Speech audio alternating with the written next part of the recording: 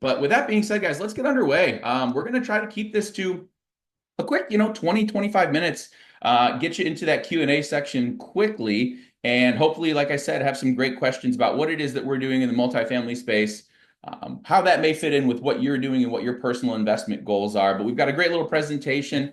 And yeah, let's just hop into it. Guys, I'll be in presenter mode. So Brandon, Alicia, I'll have you guys on the comments. That would be fantastic. Anything in real time that you can knock out, that's great. But let's get going. All right. So for those of you who don't know, BCGK Property Group, that's who we are. We've been together since about 2020. We've got some awesome partners that we work with regularly, like Juwan with Titan Enterprise Investments, Jeff Stoll of Park 9 Capital. So some of you may be here for them, some of you may be here for us, but we work together. We've got a great little group, and we're going to tell you all about ourselves here today. What we're talking about is one of our favorite recurring topics. It's one of the most important topics to talk about, the state of the market and how multifamily property and multifamily investing is resilient in good times and in bad. Now, whether we're calling right now good, bad, or in between, it doesn't really matter. It's a little topsy-turvy. It's a little up and down. So it's a perfect topic for today. What's going on out there? How can we navigate our way through it? And how can we find ourselves potentially investing in an asset class that has a lot of versatility and provides great returns, even when things may seem a little bit spicy out there? So who are we? How can we help you navigate? Our speakers today. Now, I'm hoping Dominique can get in here, but we've got Dominique, our brand ambassador. She's awesome. She's out there in the field, constantly starting conversations for us at events. She gets out and meets people, tells them about what it is that we do at BCGK, and starts conversations that lead to potential investment with us. Dominique's really awesome. She's fearless. She's always doing a great job of bringing attention to the brand and representing us well. Brandon, why don't you go ahead next? Quick intro for yourself. Yeah, thank you, Kevin. So, yeah, my name is Brandon LoCascio. Nice to meet you guys. I'm responsible for handling new acquisitions, targeting properties we want to buy, and I also oversee our financial department here, which at some point I'm going to throw that back over to Kevin and Greg. I know they're dying to have that one, but the role here that I actually enjoy the most is renovations, and so I'm always very knee deep in the renovations. Absolutely. Absolutely. Back there behind you, we've got Greg Foster. Sometimes it's hard to hear Greg, so I'll do a little intro for Greg. Greg is the G in BCGK, and he is his role is operational as well as with our care team.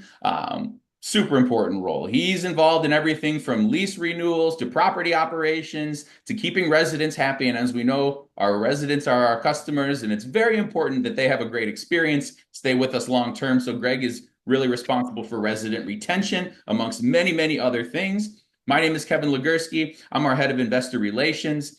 So I do things like leading these webinars, trying to meet new people to have conversations with, to join what we are doing here in the multifamily space, handling all the investment in terms of when our investors get signed up with us, onboarded to our portals, documents they need, questions they may have along the way. I really enjoy interacting with all of you guys, and I'm here to try to give our investors the greatest experience possible. So today, we've got a pretty brief agenda in terms of the topics we're hitting. We're going to provide you with a lot of content, but the topics themselves are pretty straightforward. Who are we? What do we do? What's going on out there in the economy? And what does historical multifamily performance look like in terms of how it basically is a part of the economy and interwoven with it? A case study, which is an active raise that we have in operation right now, a great little property up in Auburn, California. It's 16 units. We are raising funds on it now. So that's one that people are able to hop in and join us on right away. Should you find yourself just in the right position and ready to rock and roll and invest, that property is literally ready today for investor investment. We've been operating for about a year and 3/4 at this point, and we've got a few dollars left to raise to fill out our CapEx budget. And then, of course, how do you get involved? So really easy stuff there at the end. Starting with BCGK, I already touched on this a little bit. We're a multifamily real estate investment group, and we focus on the greater Sacramento area.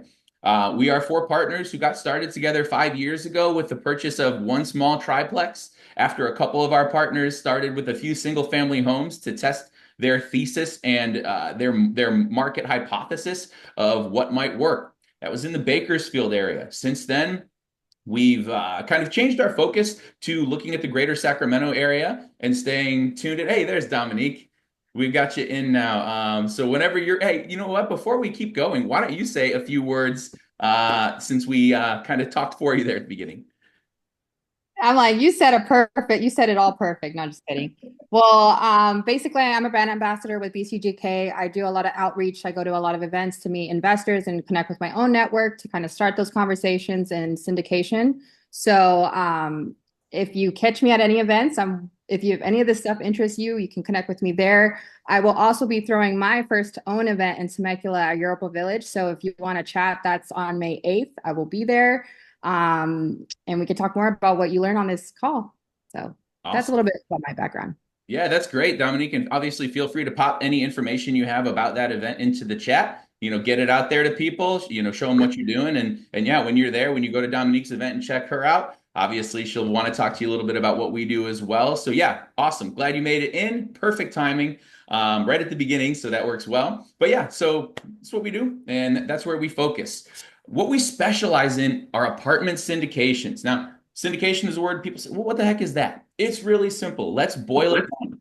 It is a simple process where investors partner with sponsors, who we in this case are the sponsors, to take down these big multifamily properties and invest in real estate together. It's a way to do something bigger together than we could on our own. We all know that when looking at maybe a single family home, a duplex, a triplex, something along those lines, those are great options. And it was obviously where we started our journey. But as you scale up, you look and you see all the opportunity that bigger projects have to offer. So what we do is essentially put together a business plan and bring it back to our investors and say, hey, this is what we're working with. And you can buy shares of this deal as if you were an owner without having to do any of the heavy lifting of being an owner. As we see there on the far right, our overall goal for investors is really simple. They're going to earn passive income and have a great time investing in real estate without all of the headaches that go into the actual day-to-day real estate process. Now, we enjoy those headaches, but let me tell you, they are real headaches. I mean, Brandon, Greg, feel free to talk about the, what we have going on with our newest acquisition, a 50-unit project that we'll talk about a little bit. But we've got a new 50-unit project, and does that give you guys any work every day? Yeah, it gives us a little, let me tell you. But we love what we do. But no, Kevin, and just to chime in, by the way, you're making me, think about something. It's been interesting for us as we started raising capital and doing these syndications, that a lot of people that have joined us, they have their own rentals. They want to build their own portfolios, but they've joined us to not only get involved in some of our fantastic deals, but also so they can kind of get an inside look of how we've been able to build this portfolio, how we've been able to go out and buy 50-unit properties. So even if you're somebody on this call who, is interested in just being a passive investor and you're considering this as a potential investment, opportunity, great. If you're someone who's like, hey, I really want to start off house hacking and doing a duplex or a fourplex, or at some point I want to buy my own 50-unit complexes, that's great too. We hope you guys get something from this and from following us. But again, a lot of the people that have invested with us, they've done so to get an inside look. And what happens is when you join our team, even as a passive investor, you get quarterly reports, you get invited to meetings that we have. We have construction calls. We have a weekly call with some of our team, with our whole team, but some of our investors that join us. And so it's a really unique opportunity to kind of get a behind the scenes look on what really happens at a real estate syndication company. Yeah, no, great point. We of course provide as much time as we can to absolutely everybody, whether they're investors of ours or they aren't. But let's be honest, the honest truth is that someone who's invested with you gets a little bit more access. Like you already mentioned, they get the look behind the scenes at those financial reports, the things we produce, our operational systems. And then a great little example. Last night, I had an investor text me around 10 p.m. and she said, hey, I know that you probably can't give me every answer in the book, but I'm looking at this 8-unit in Texas. Can you give me a quick high-level overview of what you would do here? And her specific question was, even if it's fully occupied and cash flowing, should I vacate it, remodel it, and then take rents to wherever she can take them to. Which obviously the quick discussion is, of course, what you have to do is analyze where are your rents now and where can you take them post remodel. If you're renting for $1,000 and you can only get $1,100 in a perfect market with a newly renovated unit, might not be worth remodeling all of those. But if you can double up those rents or, take them to $1,500, $1,700, $2,000 a month by doing a remodel, then yes, you might want to sacrifice those few months of cash flow. So anyway, point being, we are very, very open and transparent with investors.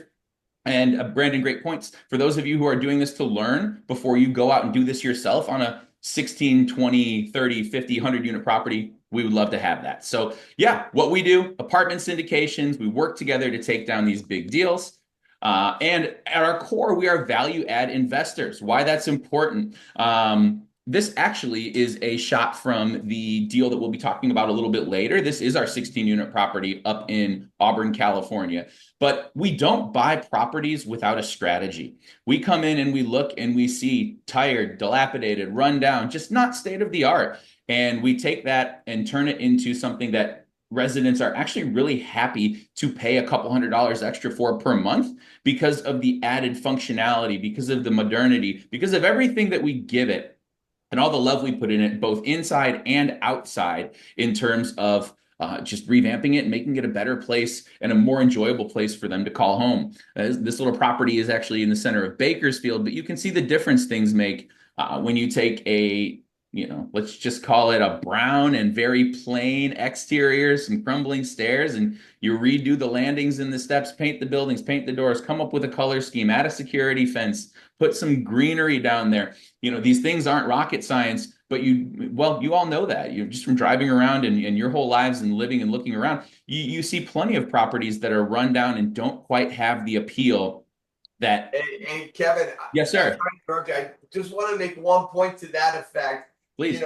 Doing these things too, remember, it's covering your base, covering your foundation. What I mean by that is by taking G Street from A to B, man, I'm telling you, because I deal with tenants, part of the care team, dealing with tenants and listening to tenants. It helps on overall tenant satisfaction. It helps on overall tenant retention. And it enables you to start charging market or maybe touching the stratosphere of above market. Anyways, it does wonders for tenant overall retention and satisfaction, bar none. Because absolutely, Greg, and we all get it right in where they live. Yeah, absolutely, and we all get internal satisfaction from that, because we're in this to make some money, but we're also in it to fix up those little pockets of community that just need a little bit of TLC. And we want people to be thrilled when they come back to their units and have a functional interior and beautiful exterior and all those things that we're putting into them. So yeah, at our core, we do apartment syndications. We're value add investors. That's our general strategy. We're looking for assets that have been neglected for a long period of time because we know how to fix them. That's really what we do. Now, let's get a little bit more into our current economic climate. Like we talked about to lead things off, it's just a little bit funky out there right now. There's a lot going on. And about a year ago, we touched on this in a similar webinar leading up to election season. We had a lot of things going on. Inflation. We have a change in our presidential office, of course. And we just have a lot of swirling factors that lead to uncertainty. When markets are uncertain, they're, of course, hard to predict, and that makes for, a tumultuous place to put things when you're trying to figure out, well, where should I park this capital? Is the stock market safe day to day, week to week? How about crypto? How do I feel about that? And if I do feel good about crypto, did I even pick the right coin?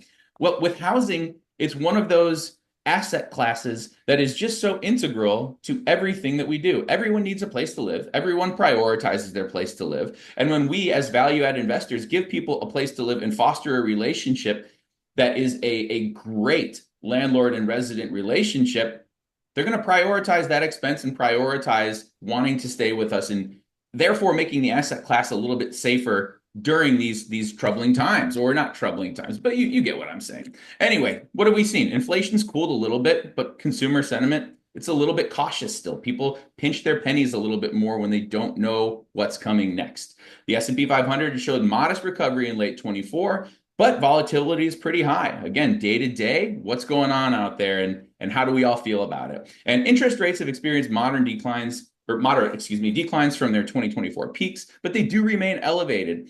All of this leads to a situation where things are going to be a little bit uncertain, leading to where do we park our money and why? Well, how do multifamily properties fare during times like this? Stability and returns. Let's talk about those two things. Multifamily is stable. It's recession resilient because people always need housing. A good look at that is that occupancy in 2024 remained high, around 93.3% there. I believe when I looked at 23's end of year statistics, it averaged around 93%. And we're not tied to daily stock swings. We do provide consistent income in that month-to-month rental income, and we're a hedge against inflation because as prices rise, unfortunately, rent increases track along with rising costs. So before we get into returns, Brandon, Greg, anything you guys want to add in terms of multifamily as an asset class and why we like it so much? Well, Kevin, I think you touched on it nicely. And, the big thing is use Christopher Canyon as an example, right? That we call Lincoln Heights. We're going to talk about the deal more so. With that particular property, we bring in about 30 grand a month in rent. Our mortgage payment is $7,000, $7,500.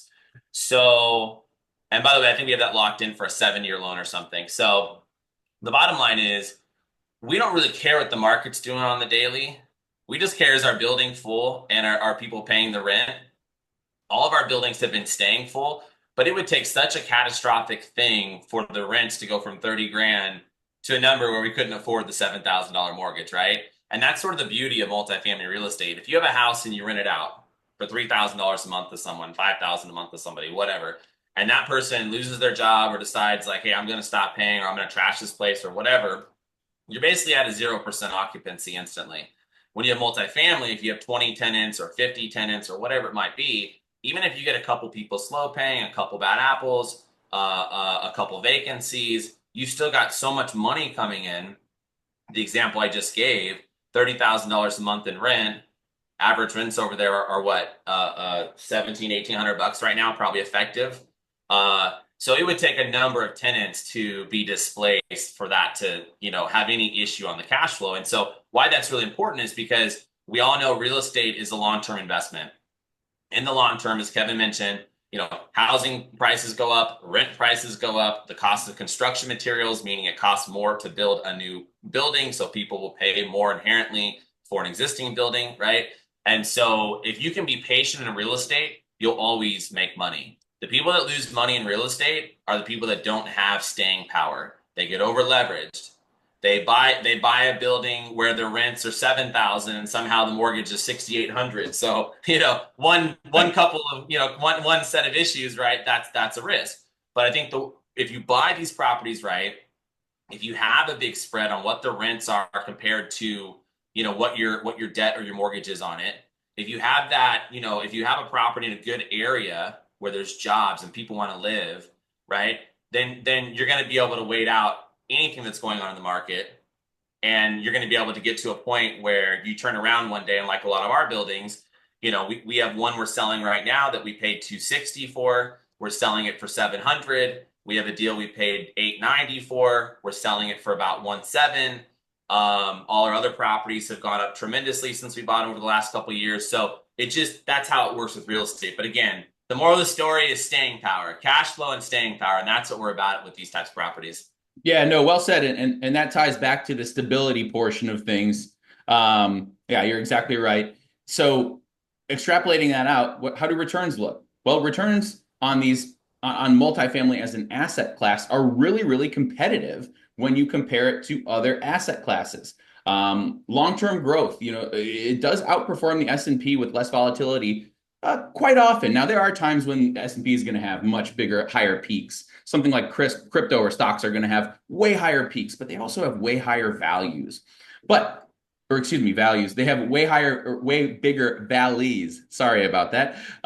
Dual income streams, cash flow and appreciation. Like Brandon mentioned, we're cash flowing monthly.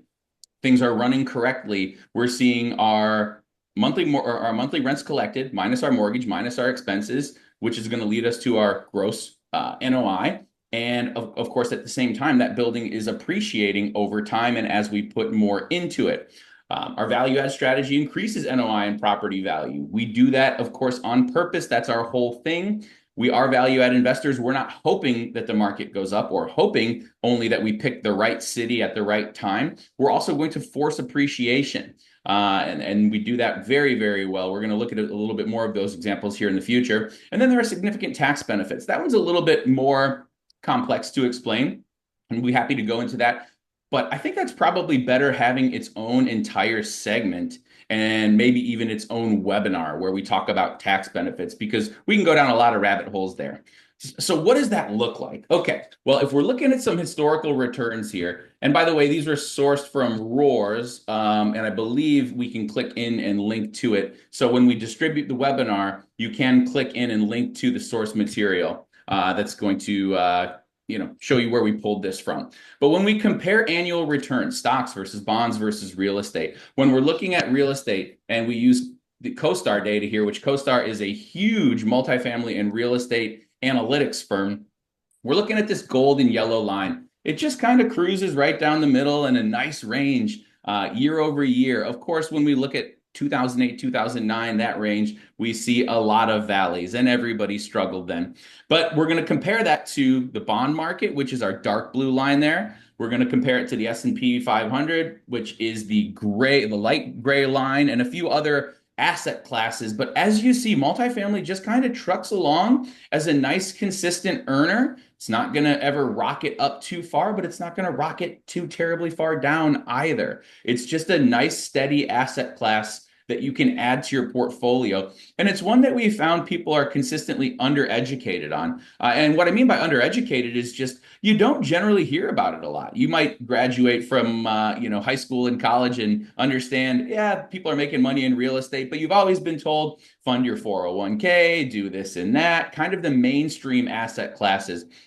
Multifamily is technically an alternative investment in terms of how they deem it in asset classes, but we see it as a super mainstream investment and one that we hope people get more aligned with over time. So thinking about this chart and this graph and all these asset classes, let's look at what would happen had you placed $10,000 into each one of these asset classes with an investment start date of year 2000.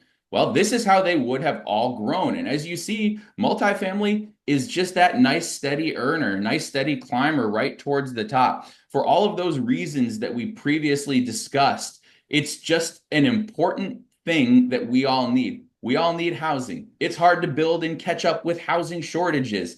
There's not infinite land. There's not infinite materials.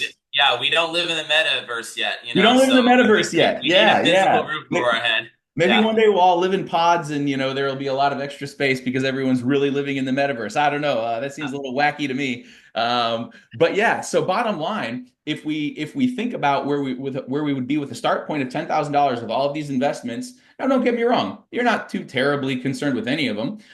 They all have different risks and rewards. But as you see with multifamily, with a graph, something you like to see is consistency. It's not ping-ponging all over the place. It's just a nice steady climber, nice steady earner. So let's look at an actual case study. Let's bring all these things together. This is Christopher Canyon Apartments, which Brandon referred to as well as Lincoln Heights. It is undergoing a rebrand. We purchased it as Christopher Canyon, but we have another nice little asset right down the street called Almond Heights, and we will be rebranding this as Lincoln Heights in the near future. But this is a beautiful 16-unit asset. This is actually the one that you saw the before and afters of the interior. And this is also an example of a deal that we are still funding. So to date, we've raised a little bit over $2 million of our original $2.5 million raise goal. And one of the very first questions we hear all the time when people say, wait a second, how could you already own it and be operating it and still be raising money? It is a great question. The answer to that is there's a certain amount of capital you need to to acquire a property. So basically your down payment, closing costs, operational budget, rehab budget, to get underway and acquire that property and begin doing the things you need to do so you don't waste time sitting there idly and not remodeling. We did that and we closed in, what is that, July of 2023. And since that time, we have a year one review coming up here for you. Before I flop over to that slide, just want to highlight all these beautiful little pictures here. Gorgeous little property, sits on an actual canyon in Auburn, which is a little gold rush town. All the units are 2-bed, 1-bath units, which are our favorite unit style. Reason being, they make such a great fit for everybody, from that single professional who wants an office of their own to young professionals who maybe are roommates and want to live together, small families. It's just a great unit mix and a great little city.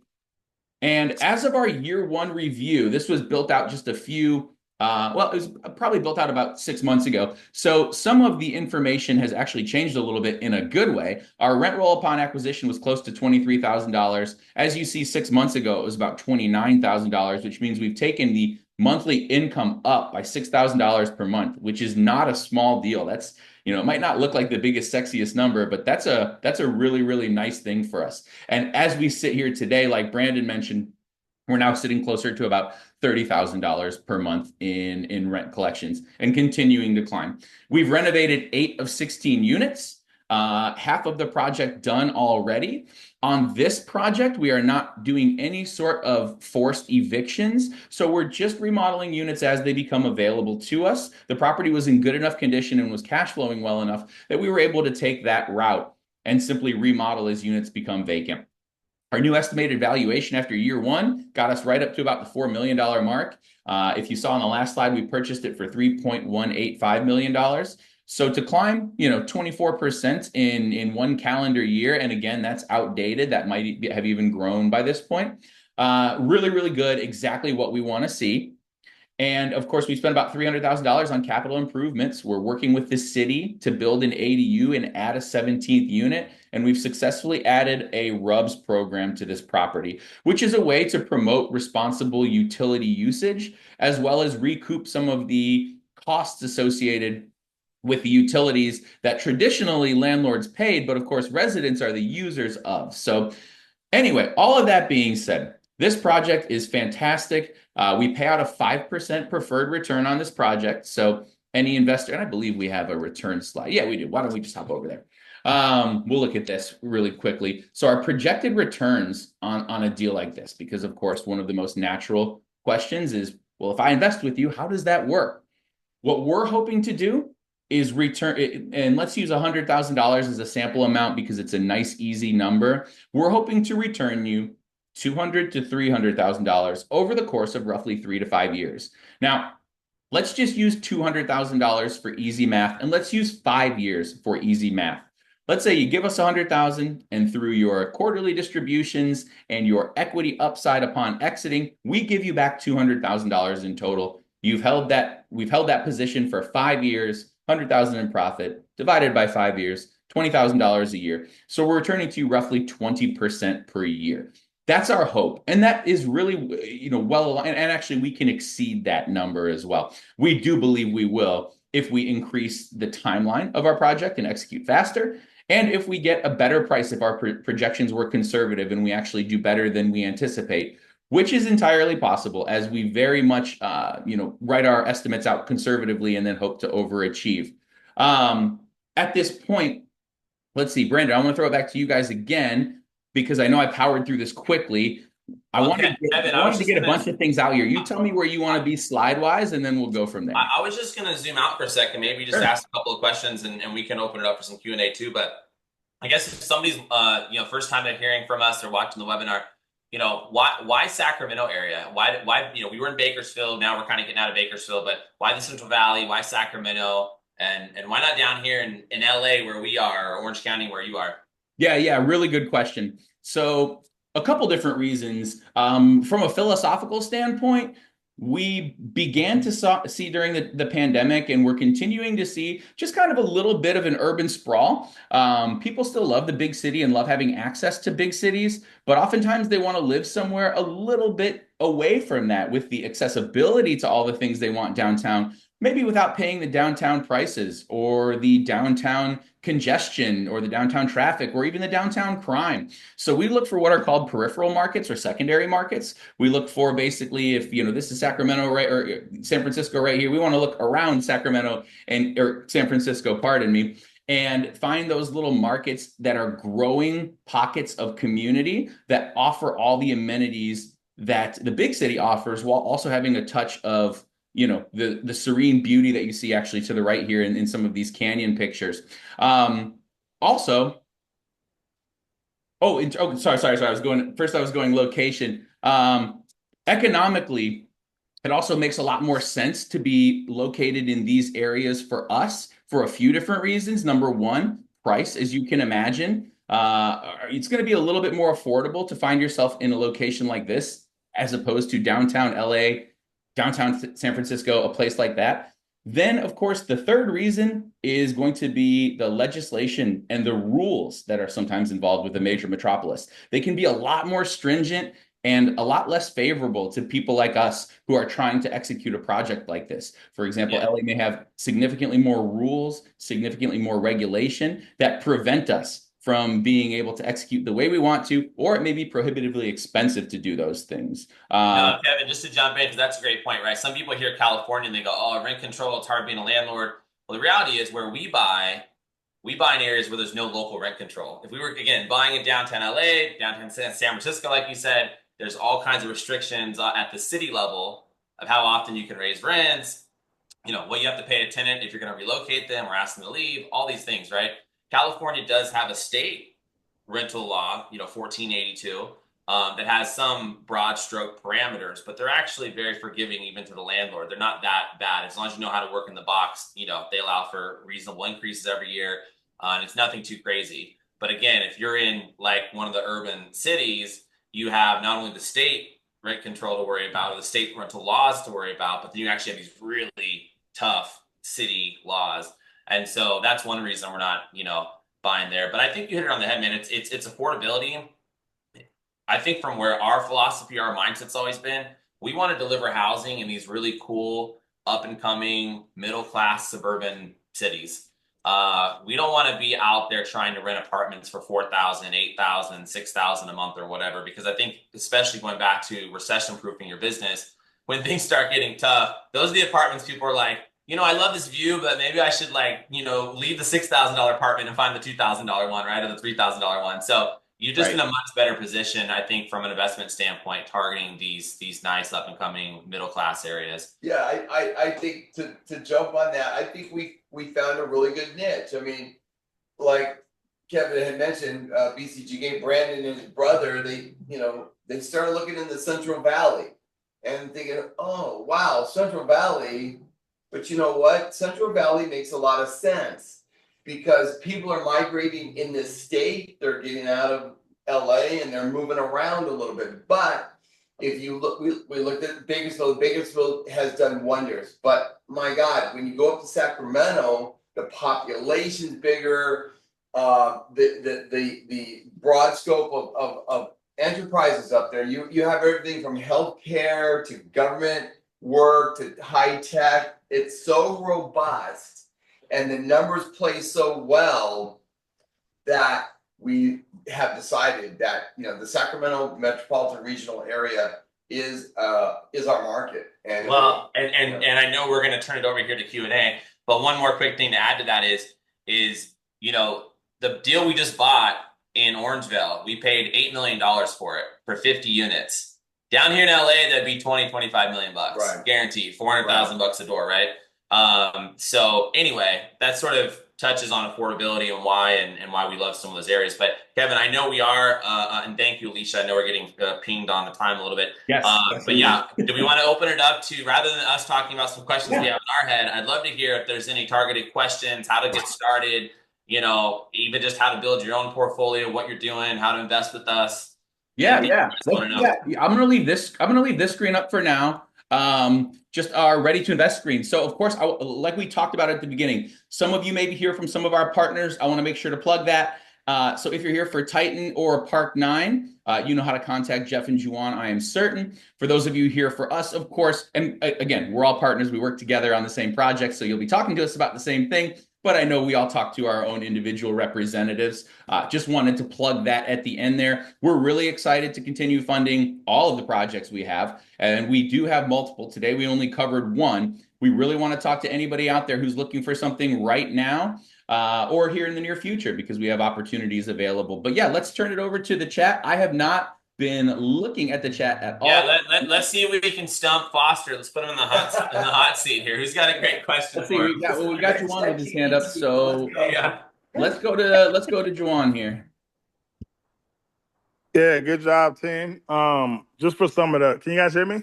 Yes, sir. Yeah, good job, good information. But for some of the attendees, can you guys talk a little bit about the K-1 form and the potential tax benefits? Because I know some of our attendees might see that as something that's, instrumental in pushing them to invest. Yeah. So and by the way, that's a question that we get quite a bit, right? People ask, hey, if I invest in one of your deals, do I actually get tax benefits? Am I a partner? Or am I just more of like a lender or something, right? But no, you're actually a partner. So what happens is with these properties, even though they're making money, the IRS allows for us to do what's called a cost segregation or bonus depreciation. And so without going down the tax rabbit hole, it's basically like saying, instead of taking, use a round number, a $20,000 a year tax write-off for owning the building, say over 30 years, when we don't intend to own it that long anyway, we can take the first year, maybe an $800,000 write-off. And what happens is that first year of owning it, we go to the IRS and say, give us all our write-off now. And then we go to all the investors and we give them that piece of that, what we call a negative K-1 or an on-paper loss. Now, depending on your tax bracket, depending if you have a real estate license or other rental properties, if you're considered an active investor or a passive investor, there's different ways that you and your CPA will have to go through to figure out how you can use that on-paper loss for that K-1. At a minimum, it will offset any of the distributions we're giving you for the first year. So that means effectively you're not paying tax on any of the money we're sending you every quarter. But yeah, the bottom line is our job is to buy a fantastic property, make a bunch of income with it, have it generate income that we distribute to the investors and all of our partners, but go to the IRS and say, hey, we'd like a big write-off right out of the gate so that effectively on paper it shows a loss and gives us all a tax benefit there. Thanks, Brandon. Yeah, great info. Jeff, I see, what is the minimum investment level? That varies project to project. It just depends on how much we have to raise. I believe on Christopher Canyon, we had a $50,000 minimum. On one of our most recent projects, I want to say we started there as well. That's all just a function of, needing to get enough money in to close and doing it in a way that wouldn't make us pull our hair out. So if you have to think about raising $2.5 million, or on our most recent project, $4 million, $5,000 at a time, you're just never going to get there. So yeah, we set our minimums right around $50,000, $100,000 to get into these deals. Hey, Kevin, so let me just ask for devil's advocate there. Let's say somebody really wants to join us and they're at some other number. Should they get in touch with you, with us, with whoever their rep is, if it's Juwan, et cetera, but should they get in touch with us and say, hey, here's kind of what I'm thinking. I have some questions, but here's where I'd be amount-wise. And that way we can see if it's something we'll make an exception on or if we'd slot them for an upcoming deal. Is that kind of how it would work? Absolutely. We always call it a preferred minimum because, we're a small company. We're a small growing company. We've been at it for 5 years. We've got a really great track record, which, by the way, I do have our website linked in one of these slides, and I want to blast that out there for you guys too. Take a look at our path. It's really kind of fun to see. I mean, especially for us to watch the little graph that ticks up from 3 units to 8 to 20. But yes, being that we're a new, young, growing company, I don't think we've ever said no to anybody, ever. So if somebody comes to us and says, I'm really excited about this thing, I'd like to get involved, but I've only got blank amount. Yeah, we're going to try our very best to make that happen. Now, if it's $100, yeah, we can't really go through the hurdles. It would cost us more just in paperwork to get that done. But yeah, we've never said no for somebody who really wanted to get involved. So we work with everybody from individual investors doing their very first ever real estate investment to some pretty sophisticated groups. We're hoping to only get better and better, but we always want to remain available to everybody and anyone who wants to. Hey, Kevin, what if someone wants to use their 401k or IRA to invest another with us? great one. Another great question. And actually, I see a few people in the chat who have done that with us before. So I'll just use first names, but I see Frank, I see Tom in there, Andy. So a few different people have, well, more than a few different people have done that with us. And it's another one of those things that you really don't get educated on in terms of traditional investment. You hear like, make money at your company and then do your 401k employer match. And like, that's, I don't know, at least when I grew up, that was kind of all we were really told about investing. But you can repurpose your IRA or your 401k or any IRAs you may have that qualify. And we've got a great partner named Advanta IRA that we would be able to put you in touch with. And some people use their own, many people use Advanta. But what that means, SDIRA is just a self-directed individual retirement account. And what you do is essentially you tell your custodian, I'd like to use these funds that I traditionally have sitting in the market to invest in a real estate project. And they say, great, we're going to check out the validity of that project. We're going to look at the legal paperwork, and we're going to serve as your guide to redirect those funds away from the market into a real estate asset like one of the ones that we put together. It's going to sit there, do its thing. Your distributions are going to get paid back to a custodial account so that we do not create a taxable event, because of course you're using a tax sheltered retirement account to participate. So as such, we cannot pay you your distributions directly, but that's totally cool. We give them to the custodian. Custodian then allocates them wherever you direct them to allocate those distributions. And the same thing will happen with your equity at the end. But the bottom line, that's a long way of saying you absolutely do not have to only consider investing with cash.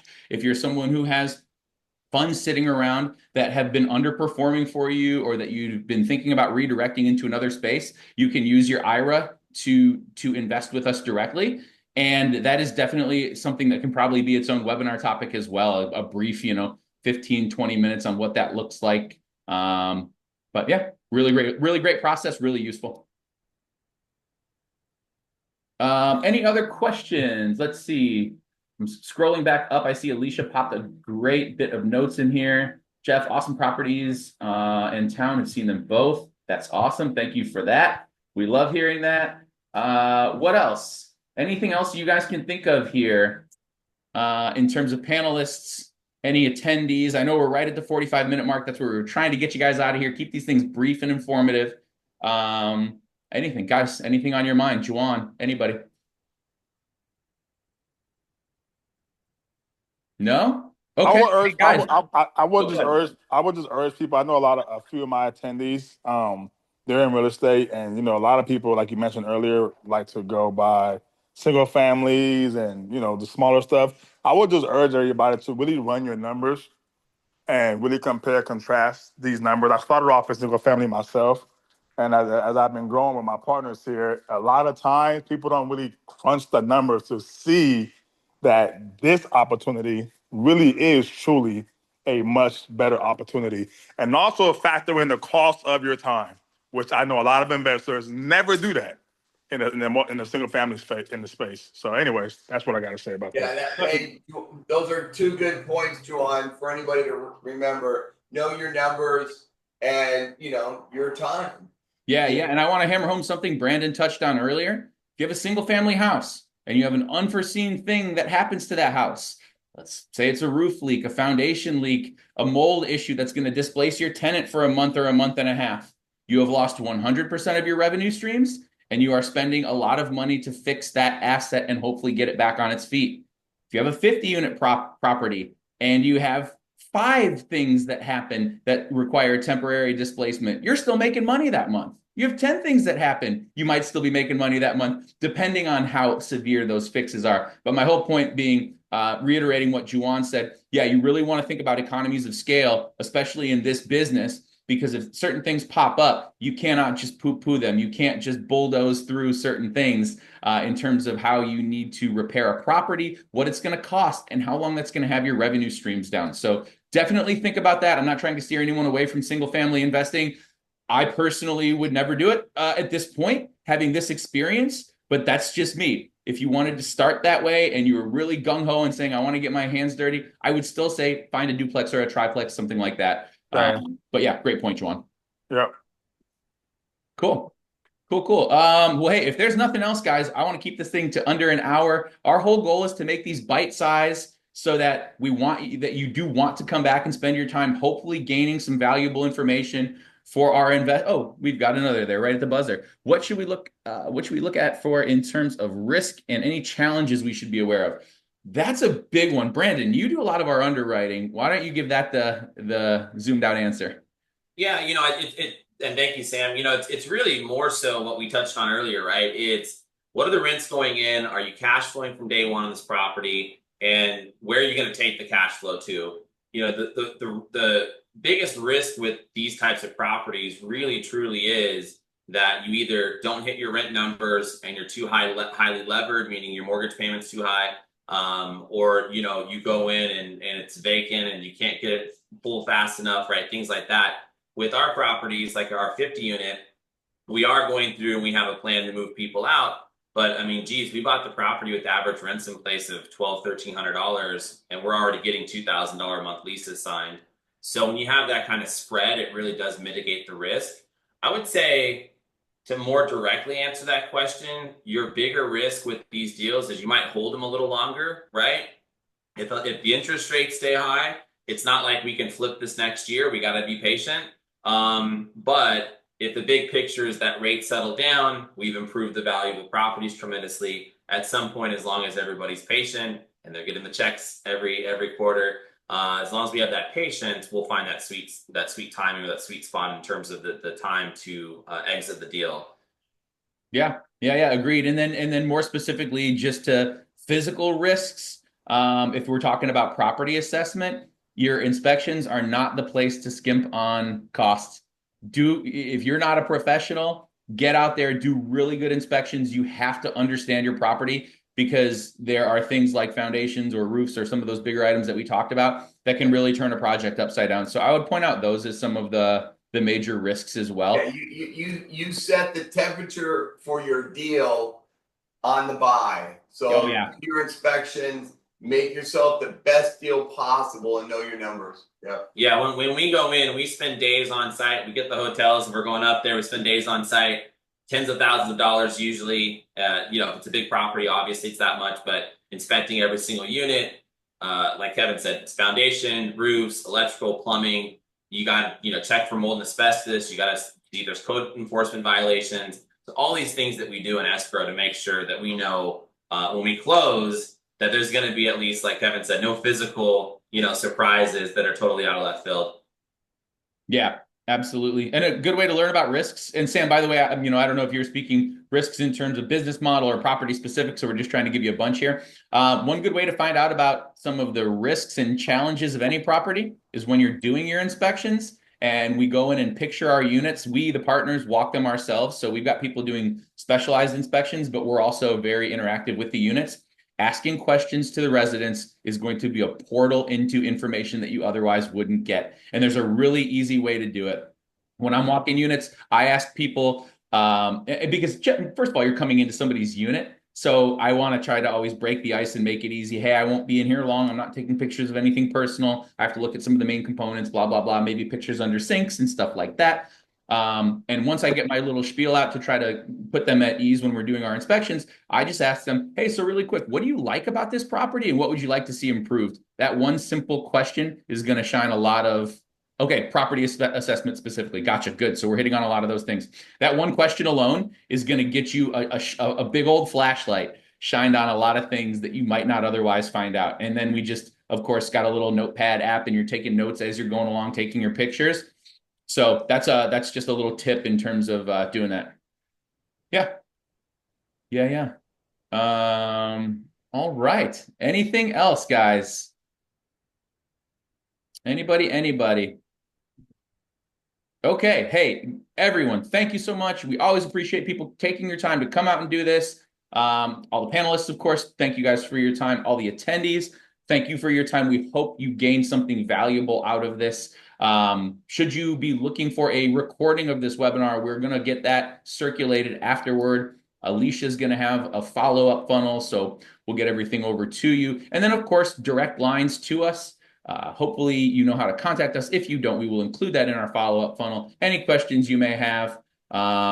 Hey, thank you, Frank. Yeah, thank you as well. And Frank, I know you're one of our newest investors actually on the Benning project. So I recognize the name, and actually, like I mentioned, Frank's one of our SDIRA investors, I believe. I believe Equity Trust Company is the name of the actual custodian. So anyway, Frank, thank you so much for hopping on. Really appreciate interacting with you. We look forward to meeting, especially all of our newer investors. So thank you all for spending time with us. Look for that follow-up funnel. Reach out to me directly, Dominique, Brandon, Juwan, Jeff, doesn't matter who. And if you guys are in the area, stop by Auburn, or stop even by Orangevale, because we're up there swinging hammers right now. We'd love you guys to come and check out what we're doing. Yeah, anyone local or semi-local. Hey, we had somebody schedule a vacation to Tahoe with his family. He lives in North Carolina, and he did it with the idea that he was going to drive 2 hours, what would that be, like a little bit southwest, and go check out the properties. So one day I just got a picture of him. Guy lives in North Carolina, went skiing in Tahoe, sends me a picture. No communication prior to that, just standing in front of Almond Heights. So that was really cool. Everyone is more than welcome to come tour the properties physically. That's something we do very frequently. We're always up there. We can always accommodate. So yeah, great plug there at the end, Brandon. And again, everybody, thank you so much. Thanks, guys.